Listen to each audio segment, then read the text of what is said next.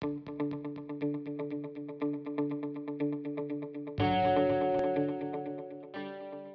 want pour? Pour. Come on. If you want to work as a bartender, you got to pour. You want me to pour it? You don't pour it. No. Here, pour. There you go. Here we go. Time.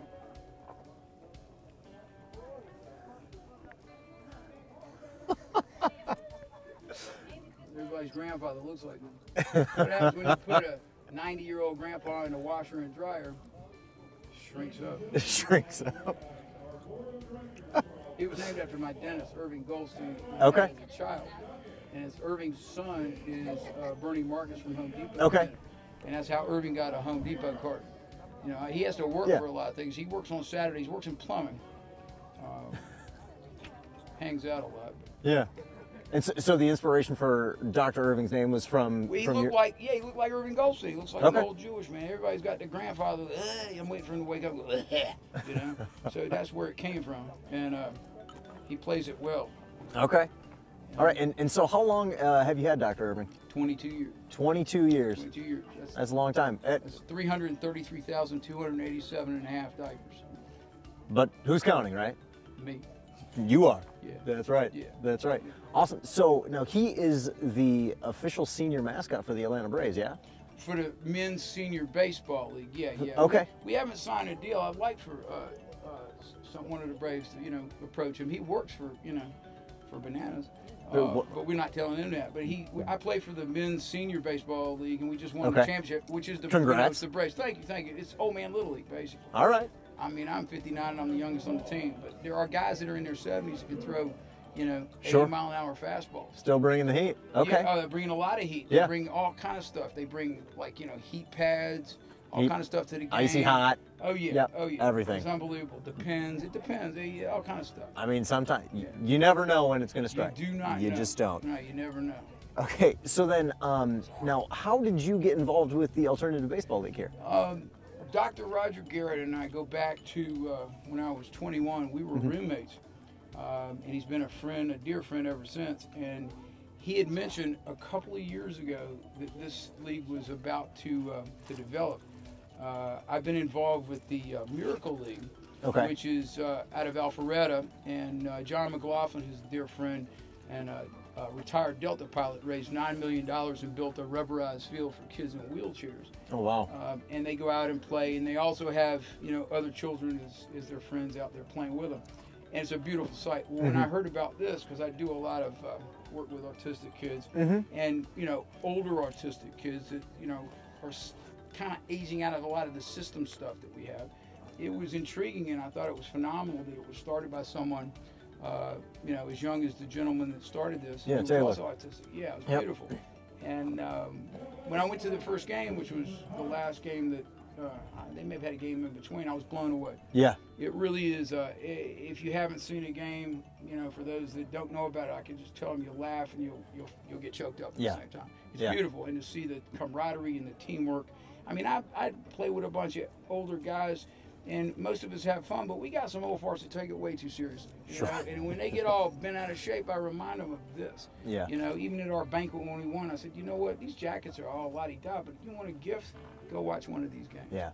It's really been great to just, I mean, you can feed off the energy. Absolutely. The crowd, everyone loves it. Yeah. Everyone loves it. It's great. Yeah. And when people aren't looking, you just feed off of their pocketbooks and stuff. You know what I'm saying? You just dip in. It's easy. Yes. I'm just kidding. I gave up shoplifting 15, 20 minutes ago. There you go. Yeah. There you go. I was wondering why my pockets felt lighter. Man, you noticed it fast. I did. I did. Yeah, I blame that on the monkey, but it's a nice watch. It's a really nice watch. You need a new battery, though. I was just going to say something. Oh, thank you. No, that's a good notice. Go with the Duracell. That cheap stuff in China is not working. So now, question with Dr. Irving. Now, you take him into children's hospitals, yeah? He travels all over the country. He's been in children's, adult hospitals, schools, aftercare, outpatient. He's the last of the Marcus Welby's of doctors. He makes house calls. He's even talking to you right now. Right.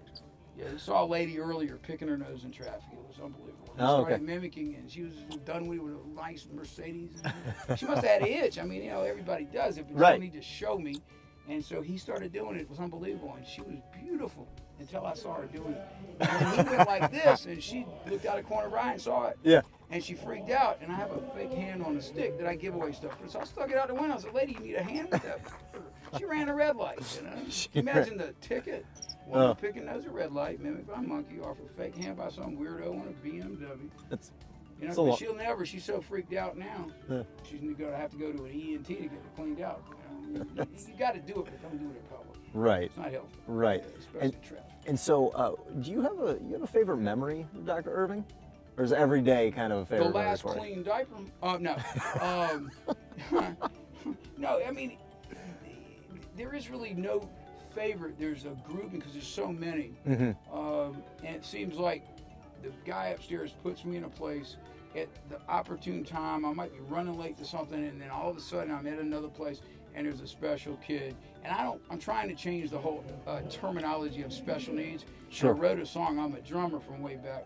Okay. I played a lot of oatmeal boxes and ceramic fruit that my parents threw at me. Nice. And Eric Clapton and a few other people who were going to pair it up with people that are talented, like a We Are the World type song. And it's They Are Special, We Have a Need to Understand. Because most people don't realize that a lot of these kids, or most of these kids and adults, are extremely bright. Yes. And they're judged by either the way they look or a social skill, and then the rest is history. The best example of visual judgment is Down syndrome. And those guys are hysterical because they will play with you and act like what you think some people assume, and they have a blast. So you can't judge the book by its cover. You really can't. And may I ask what got you so involved with all of this? It started when I was a kid. I was a short, fat, goofy kid that was extremely high-strung, was beating on everything. That's why I ended up playing the drums. And picked on, misunderstood, F's and cons, all that stuff. They didn't have Adderall back then. If they did, I would have been on a fast drip IV bottle, walking down the hall. Oh, for sure. The whole bit. But bottom line, I got tired of a lot of kids picking on me that were older.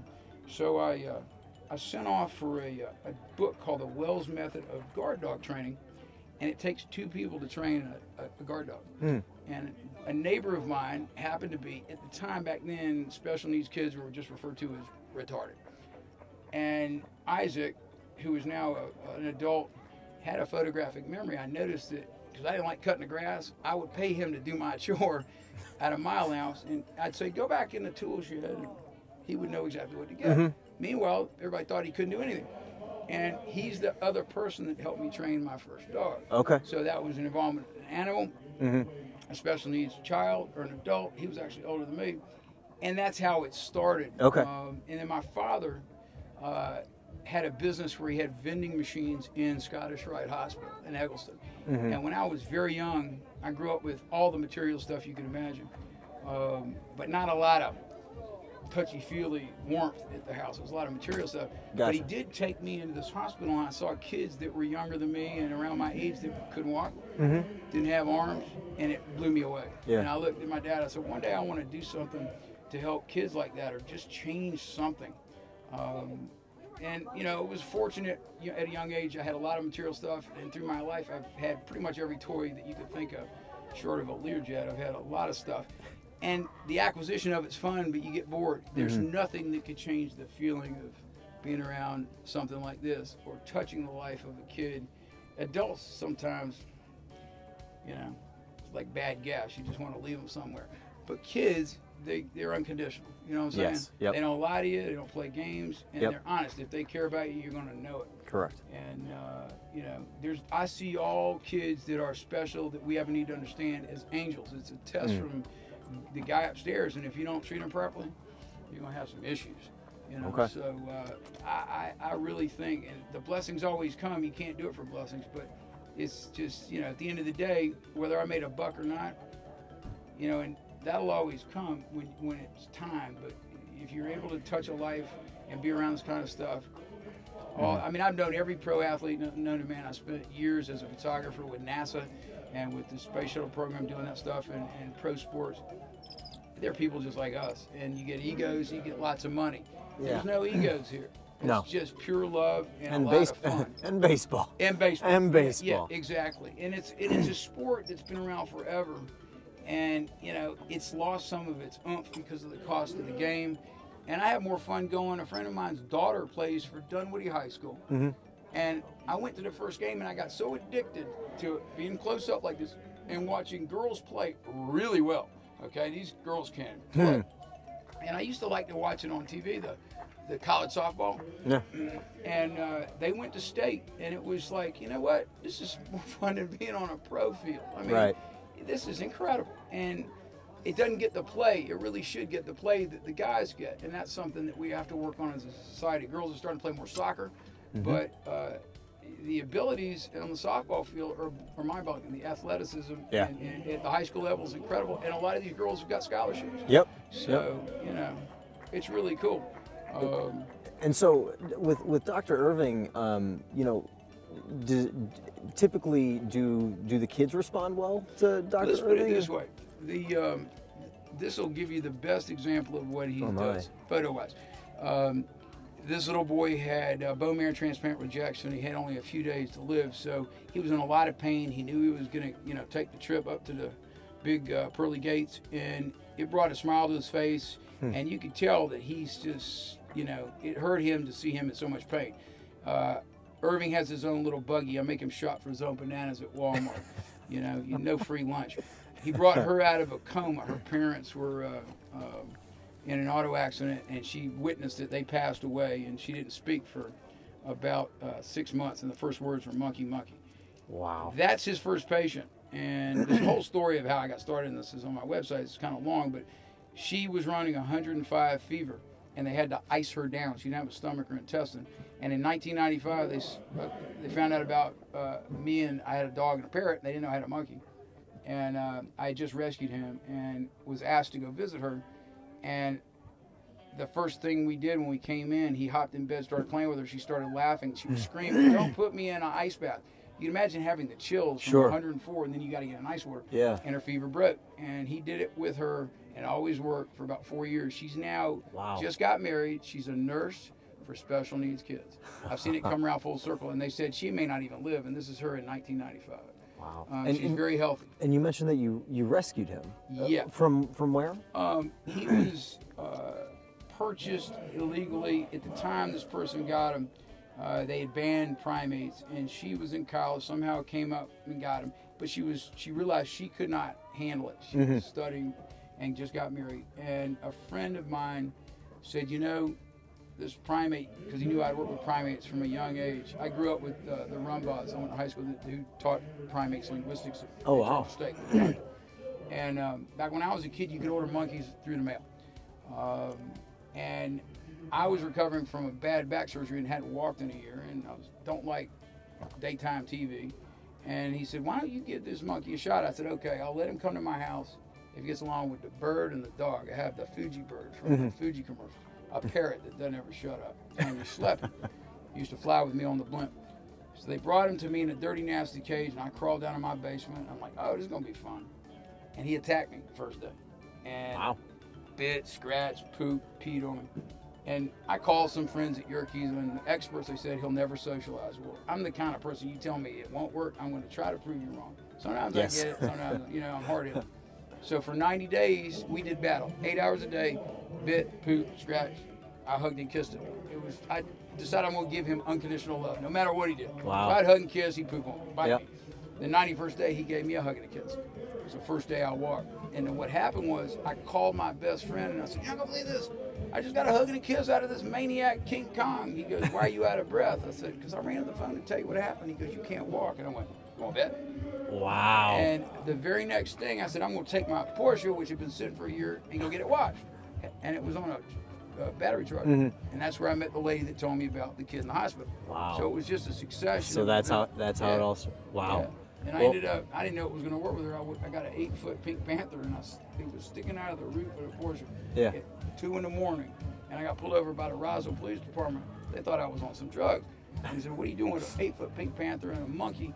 I said, I'm going to Scottish Rite. And they escorted me. And I said, wow. And from then, it's just been one blessing after another. Wow. You know, and a lot of diapers.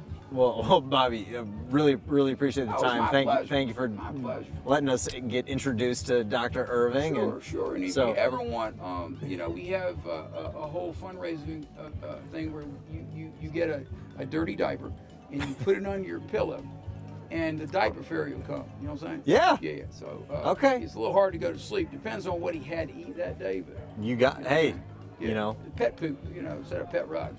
there you go. Well, Y'all are a riot. Can we get you to sing "Take Me Out to the Ball Game" with Dr. Irving? Is that- You want me to sing it? Yeah. yeah. You know, freaking tear the microphone. I don't care. Hey, I've been doing it all day. I'm chiming in with you. Chorus. Ready, chip- and 3, 2, 1. Take me out to the ball game. Take me out to the crowd.